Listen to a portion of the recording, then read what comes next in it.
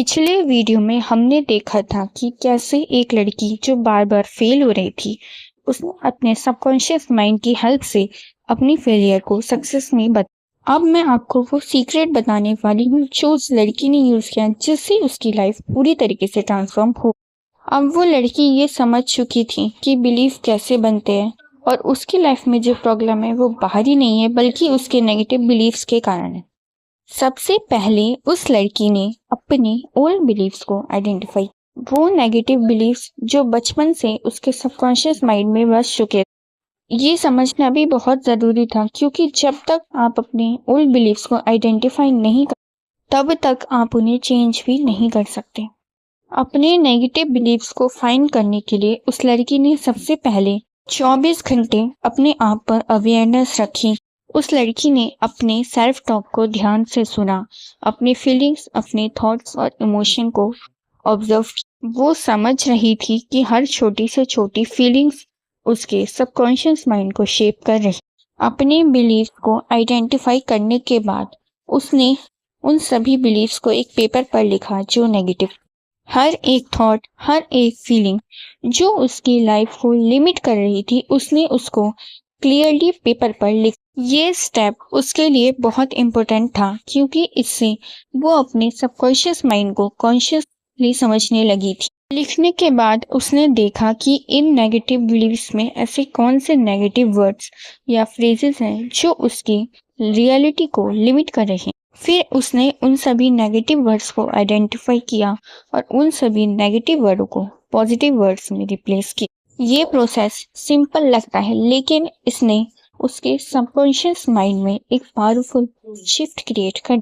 फिर उसने in positive words को यूज करके एक पॉजिटिव अफर्मेशन बनाई, और उसने इन अफर्मेशंस को एक पेपर पर लिखा और उस पेपर को अपने रूम की वॉल पर चिपका दी। और साथ ही साथ उसने इन अफर्मेशंस का एक ऑडियो भी रिकॉर्ड किया, जिससे वो बार बार उन अफर्मेशन को देख सके और सुन।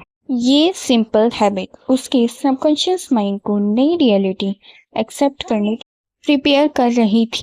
अब वो ये समझ चुकी थी कि सबकॉन्शियस माइंड को रिप्रोग्राम करने का सबसे बेस्ट टाइम सुबह उठते ही और रात को सोने से पहले होता है। इसीलिए रात को वो अफर्मेशन की रिकॉर्डिंग सुनकर सोती जो उसने बनाई थी, और वो सुबह उठते ही इन अफर्मेशंस को बोले। ये डेली हैबिट उसके सबकॉन्शियस माइंड को न्यू बिलीफ एक्सेप्ट करने के लिए ट्रेन कर रही, और धीरे धीरे उसकी रियलिटी भी ट्रांसफॉर्म होने लगी। लेकिन अचानक से एक सबसे बड़ी प्रॉब्लम उसके सामने आई।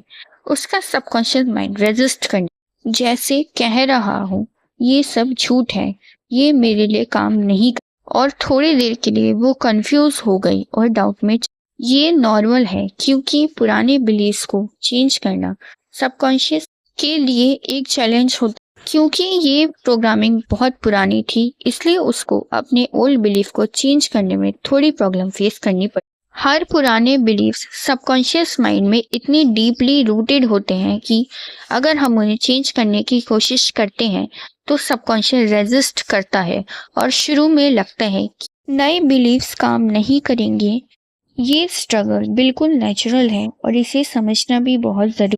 लेकिन वो लड़की सबकॉन्शियस माइंड के इस सीक्रेट के बारे में जानती थी, इसलिए रेजिस्टेंस के बाद भी वह कंटिन्यू अफर्मेशंस करती। शुरू में उसे कोई विजिबल चेंजेस नज़र नहीं आए, और शायद थोड़ी देर के लिए उसे डाउट भी हो, लेकिन वो जानती थी कि कंसिस्टेंसी और पेशेंस ही की हर स्मॉल एफर्ट्स धीरे धीरे उसके सबकॉन्शियस माइंड में इफेक्ट डाल रहा। उसने 21 डेज तक अफर्मेशन कंटिन्यू करी।